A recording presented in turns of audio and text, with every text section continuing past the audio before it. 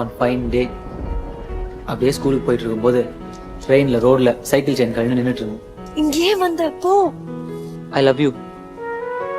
எனக்கு உன் கூடவே இருக்கணும் போல இருக்கு. பைத்தியமாடா? ம், உன் மேல பைத்தியம். I love you. I love you to. I miss you. I miss you.